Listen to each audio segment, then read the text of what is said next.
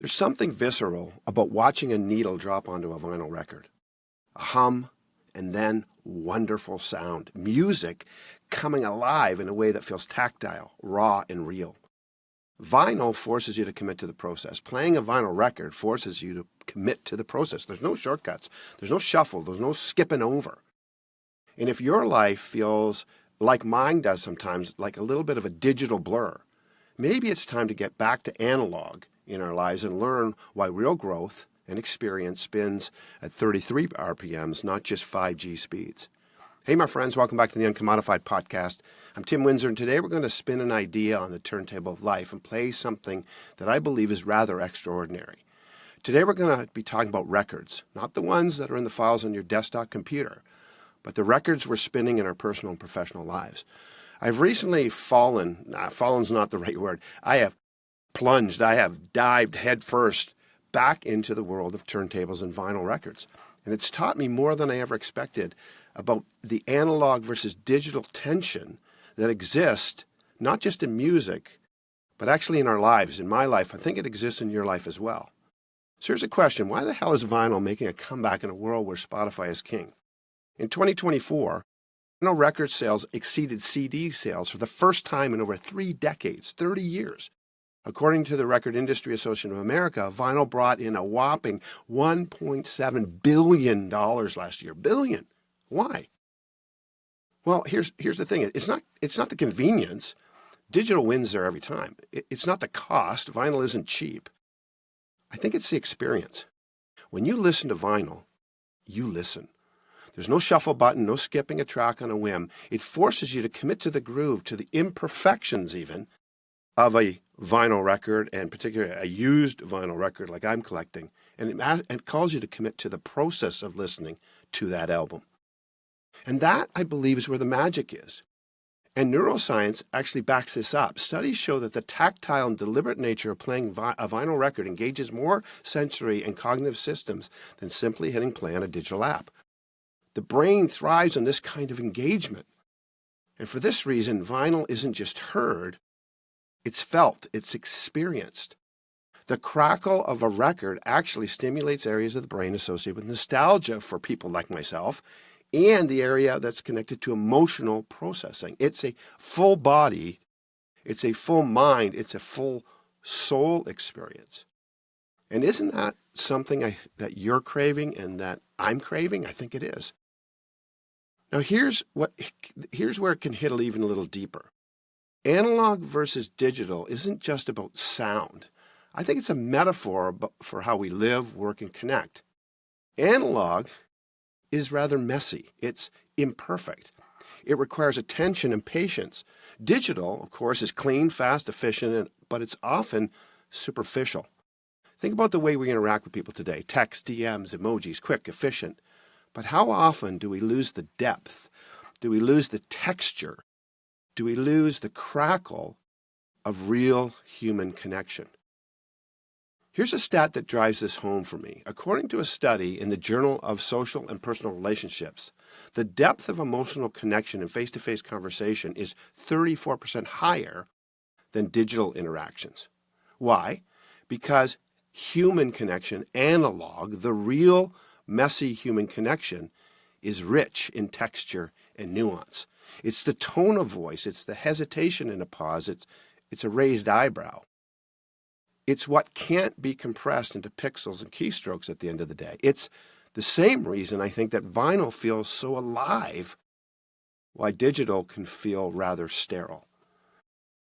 Vinyl teaches us to embrace imperfection. Every pop, every crackle on a record is part of its story, particularly some of the albums I'm buying that are taking me back in time and are the original pressings, like the series of Bruce Cockburn albums that I've recently purchased, which I have fallen in love with again. It's a reminder, though, that perfection of this digital thing is a little bit overrated, for me at least. And neuroscientists have found that our brains are more stimulated by unpredictable patterns, like the crackle on vinyl, than the smooth, predictable ones in the digital world. It's why imperfection often feels more authentic and why perfection feels robotic, I guess, at times. In our lives and work, chasing perfection often leads to burnout, but embracing the pops, the crackles, the skips, the messy parts creates more authenticity, growth, and connection at the end of the day. Here's a question I want you to ask yourself. Where in your life are you scrubbing out the imperfections, the crackle, instead of leaning into it? In leadership? Is it in leadership? Is it in relationship? Is it with yourself? Here's my encouragement. Stop trying to sound like Spotify when your life was meant to groove like vinyl. Now, let's get practical. Let's spin one actionable idea that you can drop into your playlist this week to help you honor analog and vintage. Reconnect with the tangible. That's my challenge to you. Reconnect with the tangible. Choose one aspect of your life to bring back analog. Could be your work. It could be with friends, whatever you want. Here's my challenge. Write a letter with pen and paper. Write a letter to someone important instead of sending a text or email. Experience the intentionality of putting pen to paper and the joy of sharing something personal and physical with another person. Okay, as we wrap up this episode, here's what I believe the needle and the spin can teach us. Here's what it's teaching me. First, commit to the process. Vinyl doesn't let you skip the hard parts. Life shouldn't either, I think. The best relationships, careers, and legacies come from leaning in even when the track we're playing gets a little bit rough.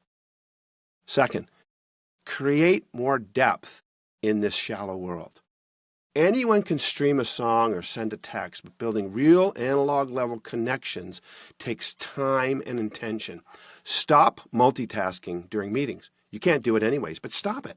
Be present. Stop liking posts instead of calling people. Drop the needle and sit back and really listen to what's going on. Third, embrace the crackle. Embrace the imperfection. Embrace its failure, but embrace its flavor that comes with it. Own it. As Leonard Cohen said, there's a crack in everything, and that's how the light gets in. And finally, find and feel the groove again. Modern tools, digital shortcuts, they're amazing. But don't let efficiency steal the soul of what you're doing. In sales and leadership and life, people don't remember the flawless PowerPoint presentation that you made. They remember the energy, the connection, the texture, and the feel of human engagement. At night now, sometimes when I sit down and I put on an album and I grab the liner notes and a glass of scotch and I start listening to a song on my new turntable, I realize it's more than a belt-driven platter that's spinning. It's a philosophy, I think. That's what I'm coming to believe. It's a philosophy that I'm falling back into. It's a call to live analog in a digital world, to drop the needle in the groove of life with intentionality, connection, and a whole lot of crackle that comes with it. So here's a question. What track are you playing right now in your life? Are you streaming a pre-made playlist? Are you creating a one-of-a-kind album? Think about it. And the next time you're tempted to skip the process, shuffle through the hard parts, or silence the imperfection, the crackle, remember the needle, the groove, and the spin, and let your life play loud, raw, and real for you and others. I'm Tim Windsor. Thanks again for listening in. Thanks for listening to the UNCOMMODiFiED podcast. Let's keep the groove going on and off the turntable. Cheers.